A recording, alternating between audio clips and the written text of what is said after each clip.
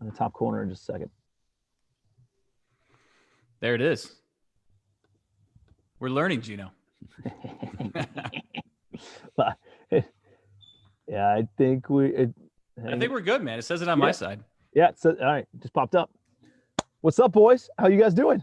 We're doing good, my friend. How are you? Awesome. Doing great. So, we're learning today. Yeah, you're teaching us tech here with Jake and Gino, so we appreciate that. Dude, we what's funny is like we have a little bit of history. I've met Gino in person, and Jake, I don't think you and I have met in person yet. But I've been on your guys' podcast, and I think it's about time, obviously, that you guys hop on with me. But we have some relationship. We've known each other for a couple of years now, and we like scheduled this thing for 12 o'clock, and all of a sudden it's 20 minutes later because we're just talking like old friends. So no, I appreciate you guys being on here, and I appreciate our friendship, and excited to just talk something real estate, dude. I think any way that we can kind of provide value and do that, would love to go ahead and do that. So I know I think most people kind of know what you guys have going on, but maybe you guys can give a high level background on kind of where you're from, what you have, what your background is, what you guys do in real estate right now, and then and let's just kind of dive in. I want to talk a little bit about the COVID thing and opportunities and all that kind of stuff. So give us some background on that, Gino. So, Jake and I met back in 2009. I was working at the restaurant, and Jake was a pharmaceutical rep, and got together really well. I mean, Jake was probably going to pull up his card, show his card stock. And, one thing about Jake, hard worker. I mean, right now we're trying to close a deal. We have maintenance tech issues. There's a lot of stuff going on. Never makes an excuse, right? That's what you want from a partner. So I saw that quality early on. 2011, he decides to leave the great state of New York to go to the great state of Tennessee. And did he know that COVID was coming in 2020? I got a crystal ball, bro. I think he was foreshadowing it, right? He told me. I left New York in 2017, went down to St. Augustine, Florida. So difficult decisions, right, Tim? Really difficult decisions to make. He goes down by himself, and we decided to get together. We say, you know what? Let's get together. Let's do this multifamily thing. He was working on some CrossFit. He was doing his other little ventures. But I said, Jake, this multifamily thing can work for us. You can make some money down there. You can manage these properties. You can build some wealth, and you can get rid of your job. And that's ultimately what I want to do. I've got to go a little bit slower. I've got more kids. You don't have any family yet. But let me tell you, you'll be able to grow into this venture. So he gets down there. We wait about 18 months. We don't wait. We struggle for 18 months just trying to get that first deal. And back then in 2013, when we closed on that first deal, things were strange. Everyone's going to say, oh, there were so many deals back then. There was no money. Money, dude. GDP was 1%. Rents were for one bed were $350. Now they're $600. Cap rates were high because there was a lot of risk, right? And so everyone says, oh, I wish it was. No, you don't want to wish it was back then. And deals were sitting around. Yeah. Deals were sitting around and not selling too. And then people are like, oh, I don't remember a time like that, right? Yeah. And that's the thing. So we just got together and we made the decision to take action. And the harder you work, the luckier you get. The luckier you get, the harder you work. And that's what happened with Jake and I. I mean, Jake can tell you the story of why it took us so long to get that first deal. But then we got the second deal 3 months after that, got our third deal 6 months after that. The first 1,000 units we purchased just by ourselves, me, Jake, and a partner, Mike. We didn't know any better. Syndication was a word. The Jobs Act in 2012 changed syndication, but we didn't use it. We didn't utilize it because we were equity hounds. We wanted to have our own deals. We were able to refi about $10 million out of our portfolio and just keep stacking up, keep buying. We didn't go on the vacations. We didn't do any of that stuff. It's a long game, Tim. You know how multifamily is. You buy a deal today, you may not see real profits 18 months or 24 months down the road, but that's okay because when you see those profits, it's like game changing. It's not a little transaction here. It's equity, tax benefits, and then cash flow, and you have no money left in the deal, and you put the money into the next deal, and the party continues. And that's what we learned early on, because I had a job. I was working at the restaurant. I had the transactions going on. Jake had a job. He had transactions going on. We wanted something different, and we didn't want to flip homes. We didn't want to get into crypto. We wanted to do something that was stable, that was actually a basic human need. Now that we see that now, it's a little COVID resistant. And I think for us, that's what really attracted us. And it was a business. It was a scalable business. We could actually buy these assets and hire people. Wow. Get people to do stuff that we're doing. So for us, that's how we started. And then after the 1,000 units, we began to syndicate because we're like, all these guys are out there syndicating, raising money. How does that look? How does that work? So for us, we need to do stuff. We can't learn it on our own. We went out there, we syndicated our first deal, and we syndicated the next 500 units. That's where we are today. Love it, man. So you guys are what, about 1,500 units? Mm-hmm. Awesome. Yep. Awesome. Good stuff. Where are most of your properties? We have most of our deals in Tennessee, East Tennessee, Knoxville area. We have about 500 units in Louisville. We're staying within a 3-hour radius. We're vertically integrated, so we manage our own stuff. And fortunately, luckily, Jake picks Knoxville to move to. I mean, there's just so many amazing markets in that area. Whether you're looking at Nashville, Chattanooga, parts of Kentucky, you're going into Alabama, North and South Carolina. So it's a really attractive area to live in. Population growth and job growth. That's where everything's moving right now. Love it, dude. And it wasn't intentional, Tim. This wasn't like, the kind of thing that it was, I want to move to Knoxville because, I know the real estate's going to be great there and I'm going to, invest in Nashville and parts of Kentucky and everything. I literally did a spreadsheet and I said, I'm out of New York. Gino's paying $30,000 a year in property taxes. I want nothing to do with that. The weather sucked. It just felt very oppressive. State income tax is on the rise.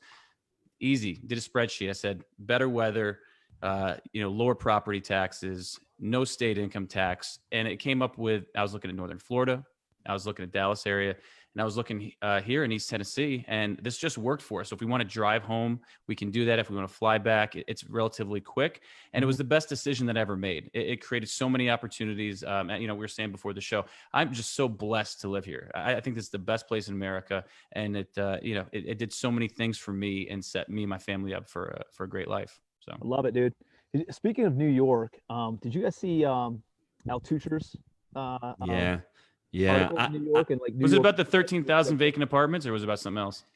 Dude, no, because you've seen that too, right? I don't know if that's the same thing.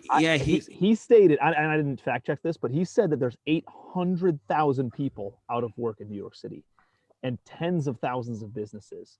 Like, dude, 800,000 people, that's 10% of the population of just nothing going on. And there's a mass. It's the bulk of Knox County.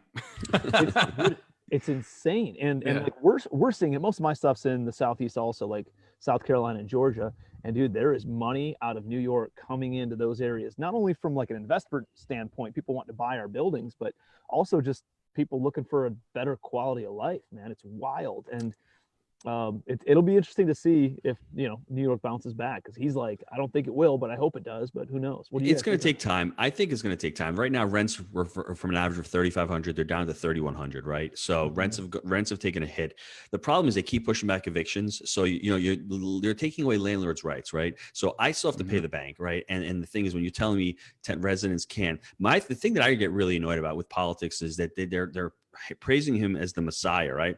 And it's really annoying to me. Well, Cuomo, right? He's the reason why I left. Honestly, I'm not going to lie to you guys. I left because of him, because of the way he was treating conservatives. If you're a conservative, you don't have any point to stay in the state.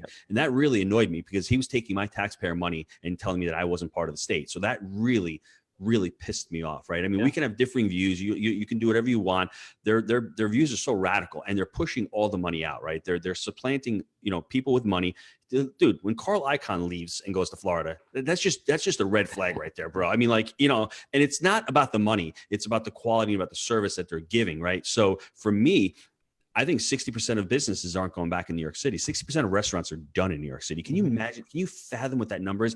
They'll come back, right? But if you're not going to make the city safe, now this is not politics or policy. If you're not going to make the city safe like it was back in the 70s and 80s, and there's crime that's rampant, all of a sudden there's a trickle-down effect. There's less investor capital coming in, number one. There's less people going to make investments in there, number two. And number three, you're not going to have the tourism that you had, right? Because people are afraid right now to leave their homes, and people are not going to go see the Statue of Liberty or go see the, downtown. They're not gonna, because they don't feel safe. So I think as landlords, as investors, those are all red flags for you. Where are the jobs going to, number one? Is it a safe place to live, number two? And number three, the population. What's going on with the population? You're seeing it. This might be a blip on the screen, and everyone's saying, hey, we're going to go to virtual.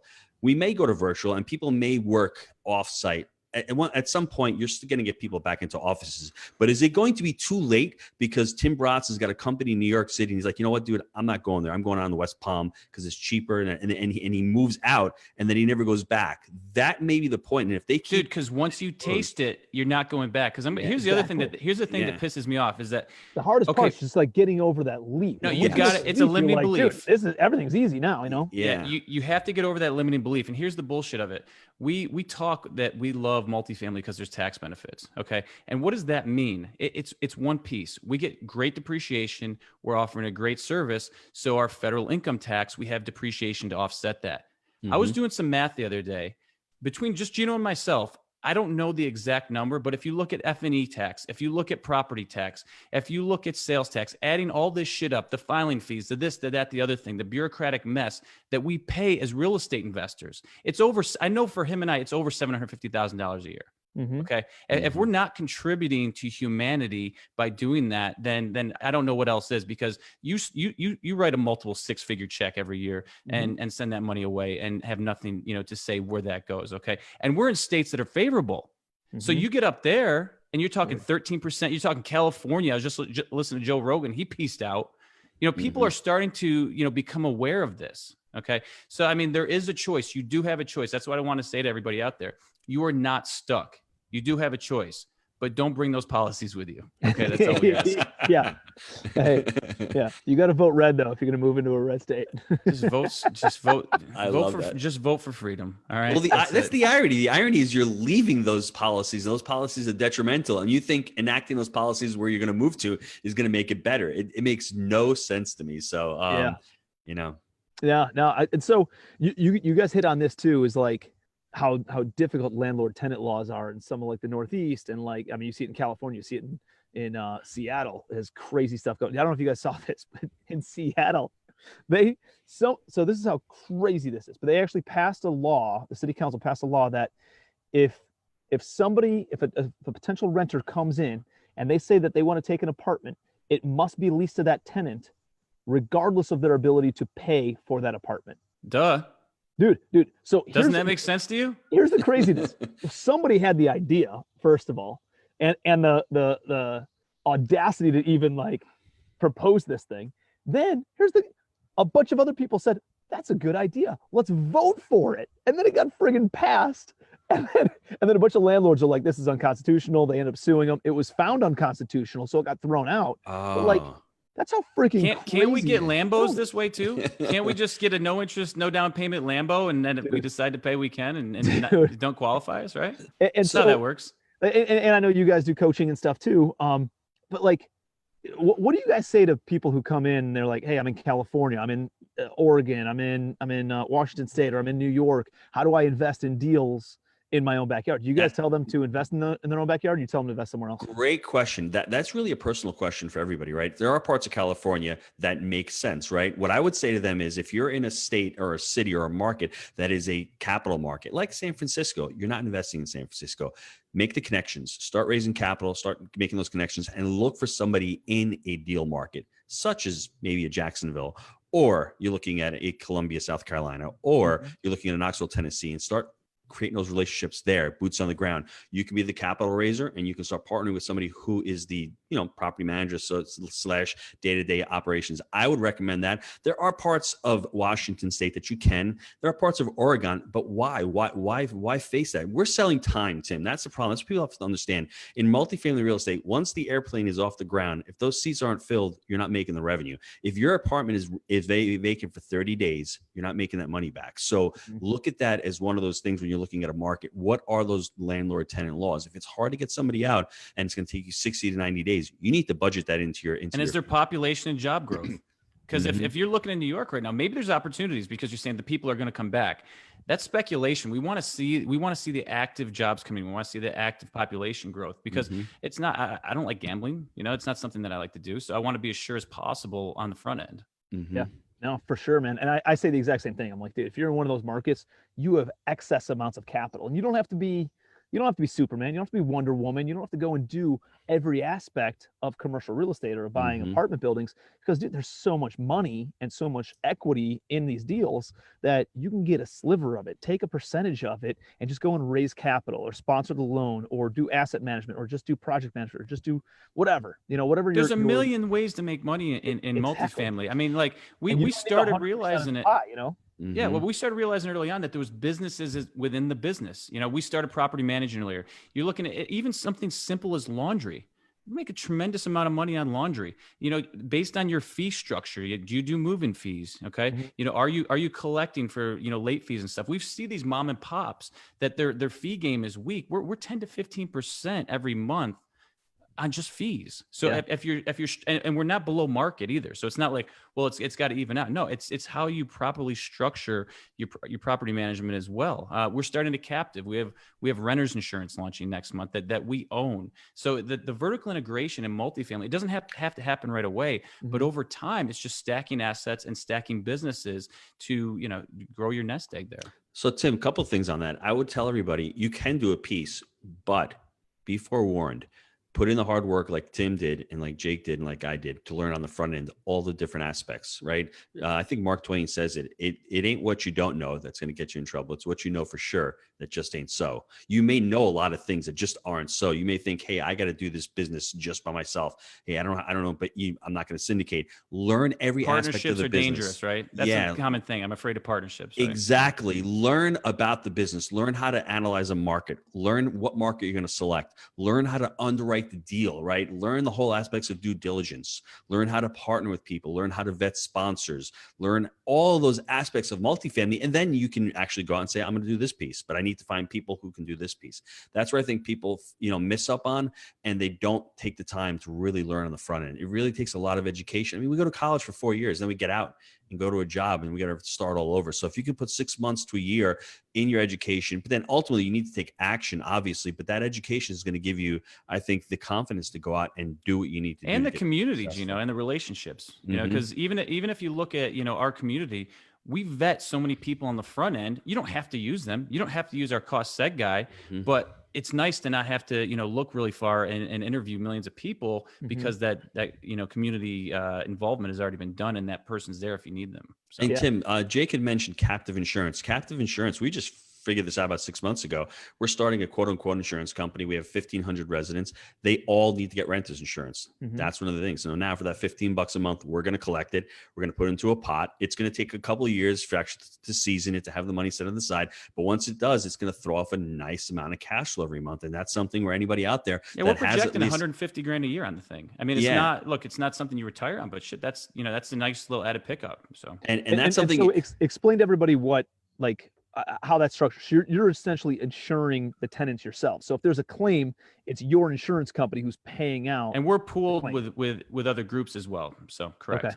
Yeah. So, and what it is, it's right now, the amazing part about renters insurance, there's such a profit margin on it. I mean, I think something in the 80% or something, it never gets claimed, right? But every renter out there should have renters insurance because you just never know all your contents. If you have a fire at the building, great. Outside taken care of, but if you have anything damaged inside, the renter is not going to get their stuff fixed. So for all you landlords out there, you should tell your residents, and if they don't, you should really require it. We mandate, we required it, yeah. And hey, another $12 or $15 a month may seem like a lot to a resident, but when they got a $500 TV that's gone, and all of a sudden they got to do is collect renters insurance, and it's just another way, another layer of income that Jake was talking about that you can add. Now at about the 1,000 unit point, it starts becoming profitable, but there's a lot of syndicators out there who have syndicated deals. And hey, if you can throw that in and add value and mention that and get a little piece of that, there's another little stream of revenue. And that's residual.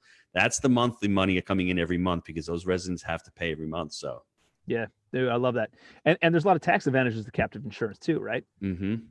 Yeah, so I think you have to be careful though, and really consult with whatever group you're working with, because there's some folks that have gotten in trouble over the years. So I would say definitely whoever you end up partnering with on that, just vet that on the front end. And you're in a great business to begin with. So I'm always like, let's keep it down the fairway and not push it too much. But I would just make sure you get with, if you do end up doing that, get with your group and make sure that you're keeping it right down the middle. So no, for sure.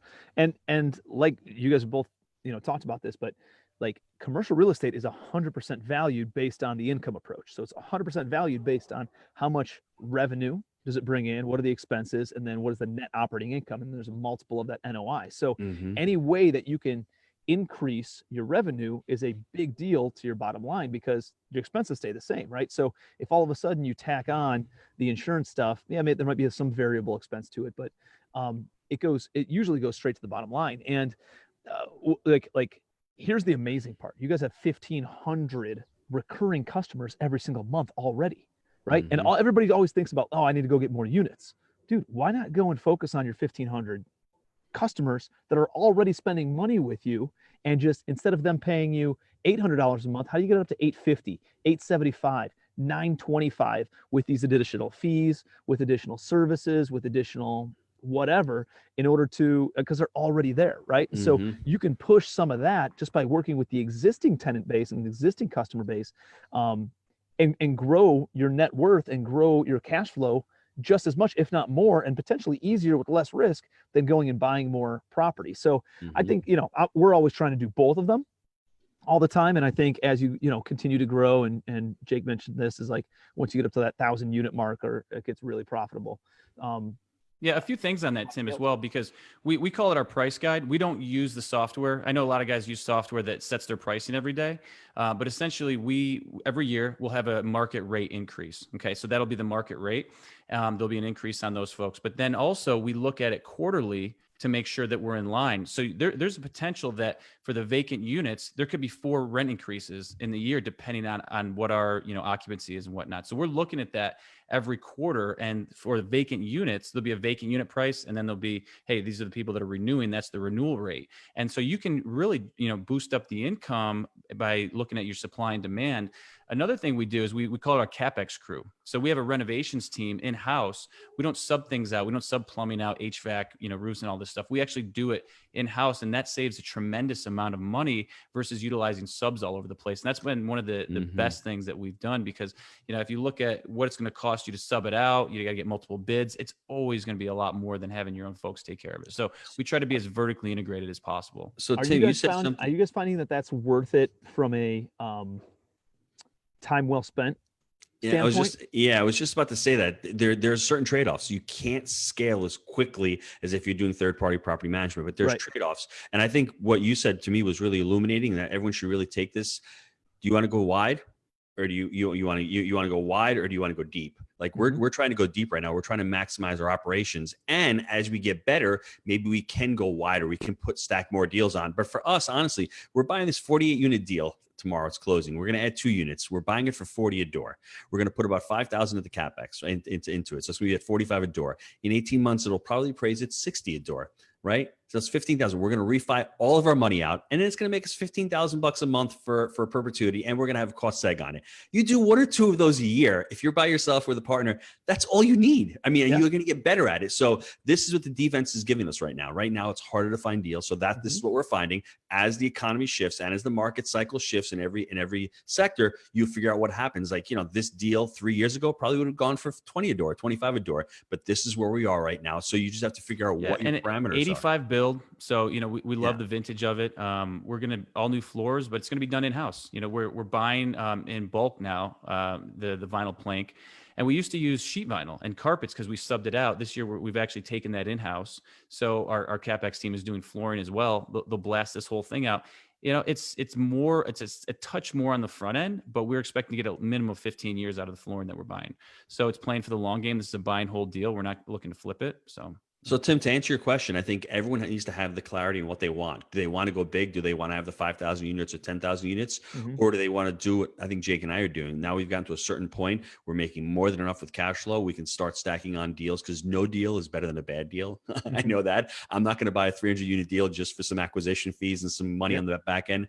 I don't want to stress our property management team out. We've got almost 60 employees on that end. As we add more, we've got to, employ more. So for us, just focusing on really good deals. Just ask yourself, everybody out there, do I want to scale up? Do I want to get to 5,000 units? And even more, why do I want to get to 5,000 units? What's the reason for the growth? Some people just want to get there for a reason. Well, what is it for? Is it for additional cash flow? Is it just because you want those numbers? I mean, really, you want to just gross more? To me, it's not, I don't care about the gross. I'm worrying about the net. So for us, I think, and once we hit that 1,000 units, it's like, okay, we've gotten to 1,000. What do we want to do now? And it just depends on our deal flow. Like we haven't seen stuff that we've really been attracted to. I mean, even this deal alone, we're buying it with cash. So we're buying it with cash. We're refining loan to cost with a bank in 4 weeks, and then eventually we'll put it off to Freddie Mac, SBL, or one of the agencies. But for us, we're going to start building next year. We see opportunities within our team, within our vertical integration, and we have a model that we're looking at, and it simply comes down to deal flow. If deal flow picks back up, maybe we slow down on the building, but we want to have, it's the same reason we did syndication. We want to have multiple tools in our tool belt. So as the market fluctuates and different cycles come, we're not sitting on the sidelines saying, what are we doing? What do I need to do? So I'm in the same mindset. We, Yeah, we've been growing pretty rapidly, but we're doing a little bit more building type stuff now That's great. because there's just not that many deals out there. So Yeah, it's like tough. we're heavily in the southeast, just like you guys are, and land's pretty inexpensive. Labor's not too bad. Like you can do. What are you guys building per door? Year-round. What's that? What are you guys building per door right now? So we're building. It's around $100,000 a door. Okay. Is your GC in house, or are you using a third party GC? Yeah. That's a big piece to it, right? Yeah. Mm-hmm. Yeah. So we do all in-house GC stuff, and we're right around $100,000 a door, and they're renting out for, $1,400-1,500 a month. Home run. That is awesome. And it's new construction. They're in good areas, got low maintenance. Like, our expense ratio is like 25% on the new construction stuff versus the stuff that we buy. But again, there's trade-offs, just like you guys were saying before. Like, that's nice. It's great long-term hold, but there's 2 years of not getting any cash flow. And the fastest way to get into cash flow is by buying into cash flow that's instantaneously cash flowing. But that if it's stabilized, if it's, you're going to pay for a retail price for it, and it's not going to be a good deal, but it's cash flowing from day one. So it goes back to what Gino said, is like, what do you want? Like, what is your risk tolerance? What are your long-term goals? What are your short-term goals? What is all that stuff? And really understanding that, which is something I think a lot of people don't ask them, or, they don't really recognize of what do they actually want? Why do they want so many units? Why do they want to do this or that or whatever? So I think that's, what I don't want? I don't want any more breezeways. I absolutely hate maintaining breezeways and wood decks. So when we build, there will be no breezeways and there will be no wood decks. There'll be cement slabs out back with brick dividers. So I have that plan already. Knowing what you don't want is just as important as knowing what you do want. I hate maintaining. Both of those are the worst to maintain. I'll end up getting on the property and I'll be like, oh, we just painted this breezeway and someone dragged the fucking couch across it and scraped the shit up. It's just, it pisses me off so bad. Yeah. Does that get you mad, Jake? Tell me how you really feel. Right. Yeah. No, it's good stuff. What do you guys, have you guys been adversely affected at all by the whole COVID situation, or like, what do you guys have going on from that standpoint? Obviously, I think everybody's refining operations right now. That's a big piece. Yeah, I think that we were not heavy into virtual leasing, and we had to make a tremendous pivot to a world where we could do things virtually. We're doing less in-person appointments, but it pushed us up into a more modern era of our property management company. So it was a good thing, even though it sucked because we were putting our heads down, working 16, 18 hours a day, refining our systems, and it pushed us out of our comfort zone. But ultimately, it was a good thing. And fortunately, we've been able to maintain cash flows and profitability. But it has been a challenge, no doubt. And for us also, we ended up doing a daily tracker of our portfolio because we wanted to see, everyone said April is going to be the end of the world, then May, then June, and July, now August. So we wanted to see daily trackers also for investors on our syndicated deals. Over communication is key during this time. We have to over communicate. We had Friday Zoom calls. Same with their team members too, though. Yeah. The communication, they were just talk. So, yeah. And, the virtual leasing was really important. But I think ultimately, when this thing shakes out, you just need to be in a good market. You need to be in a market where residents have jobs, where they're working. I mean, I just don't know what's going to happen in these areas where they've been shut down for so long. Down here, you also have to keep your rights, though. The one thing that pissed me off the most was the part of the CARES Act where they said you can't evict people. Do I own the property or do I not? And do I have recourse and I'm able to get people out that don't want to pay? I mean, people are getting stimulus checks. They're getting more unemployment. So are they? I just saw something that the Walmart TVs and Target TV sales were like through the roof. So people are taking their stimulus and then going and buying shit when they should be spending on things that food, clothing, and apartments, which are their basic human needs. So that was frustrating. So if they do this again in the future, I hope there's more of a voucher system that will go directly to landlords, so people are not simply running it up at Walmart and Targets, because that's bullshit. And that's not a misnomer. I challenge everyone on here, when you're done with the call, go on and Google Walmart's profits, because I saw something flash through. Target just had the most profitable quarter in their history. Dude, done something. Walmart crushed it, bro. Yeah. But so the other thing I would tell everyone out there, CapEx, just make sure you have enough reserves. Maybe if you're starting out, you got to have cash on hand. Yeah, put some extra reserves. I mean, a year may be hard for people, but you want at least 6 months of reserves on there, just in case something does happen where you go into the next. And that's also for your personal life too. Your personal life, your personal balance sheet should have some type of reserves on there. So just bring it over into your business world. Is your 48 unit loan? Is that an agency loan? No, we're going to community. We're buying bank. it cash. You're gonna go. Yeah. Are they making you? Are they going to make you escrow any funds?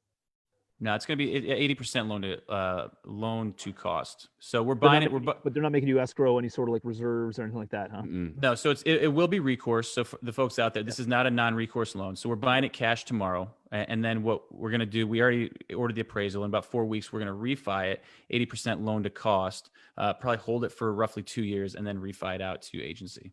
Yep.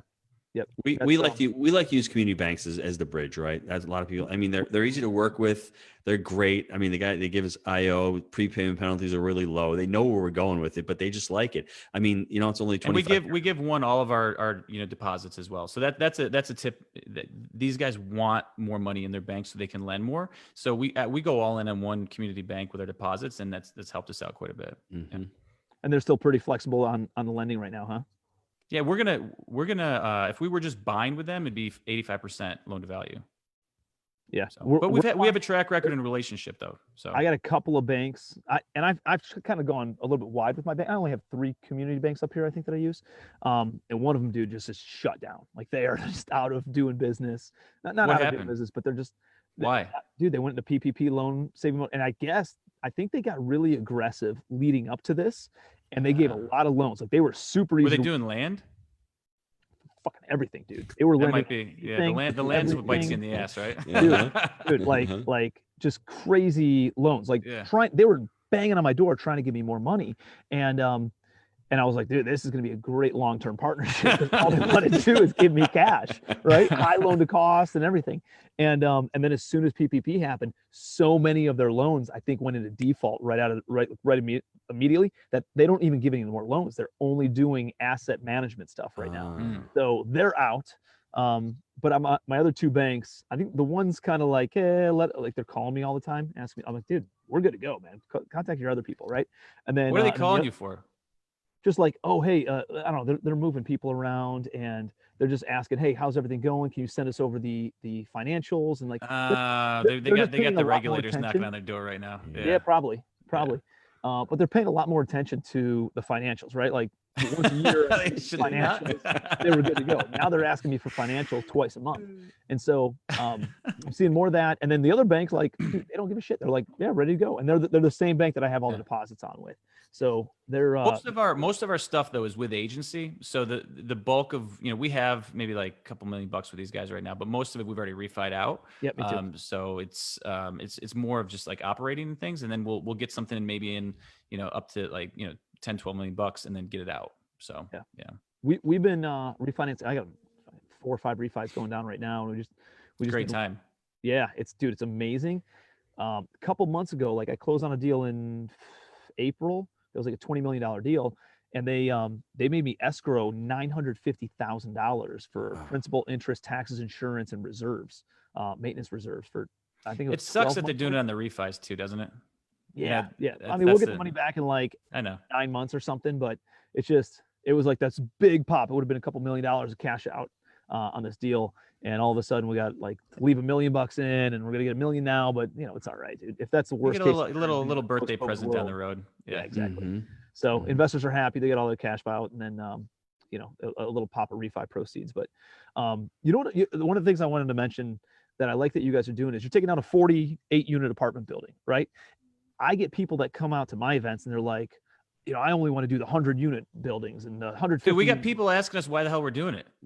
Like, exactly. What are you talking about? And you know what I don't think they get is like momentum is more important than the size of the deal that you're doing. And just keeping the momentum, sourcing deals, keeping your investors engaged in different offerings and different projects, and just keeping the momentum built up. Like, dude, you're not going to come across a 150-unit deal if you're not doing 30, 40, 50, 100 unit buildings. Like you got to be in the game because it gives you more credibility with brokers, with sellers, with investors, with everybody that you're working with. And so I love that you guys are taking down this deal because, a lot of people would be like, well, dude, it's too small for you guys. No, man. You know what else, Tim? We have team members that really want to invest. And so we let our team members invest dollar for dollar on this, the folks on the team. So I'm not saying that's the only reason we're doing it by any means. It's going to be great for us too, but I love seeing their growth and then their lives improve through multifamily as well. Well, they're bought in. I think that's the first thing. And I think the second thing, I would challenge everybody out there. If you can buy a 48 unit deal and within 2 years, it didn't cost you anything and it's going to pay you for the rest of your life, why wouldn't you do it? I mean, the 48 unit deal, we met this broker, like you said. Yeah, we met this broker. The broker is going to bring us other deals going forward. So that's the important thing. You're creating a relationship. And whether it's 48 units, obviously, if 480 units would be much better because the economies of scale and all, but that's not where we are. So I'll say once again, that's where the defense is. The defense is giving us that right now. And to be able to say, okay, this works at this time, this works at that time, and let's be flexible, I think is going to lead to more deals for us in the future. 100%. 100%. Like right now, people just need to be getting liquid, like you were talking about, Gino, and then just building up a portfolio, having a balance sheet. Because if you got cash and you got cash flow, and experience, and guess what? When nobody else is gonna be able to get loans, and dude, I don't know if the market's gonna crumble or crash, but I do know markets are cyclical, and I know that we're overdue for a market reset. And so, will it happen next year or 2 years? I don't know, but it's going to. I think it's going to be market dependent, though, Tim. Like if places are still growing with jobs and population, that's where you want to be. And I also think that what you're doing is smart because we are refining deals right now as well. And while it's a little bit of delayed gratification because of the reserves are making you hold, dude, you're getting 3% money, guys. Dude, this is phenomenal. Like take it and run. It's free money, dude. Every month you make a mortgage payment, you're taking money from your right hand pocket and putting in your left hand pocket. It's all going to principal pay down, and it's long-term debt, so it's not. What's up, buddy? Oh man, you're getting attacked here. Say hi to everybody. What's up, big guy? Hey, like your shirt. If you mess with the bull, what do you get? The horn. Every time, he says. If you fall down, what do we do? Get back up again. That's right. Do we ever quit? No. No way.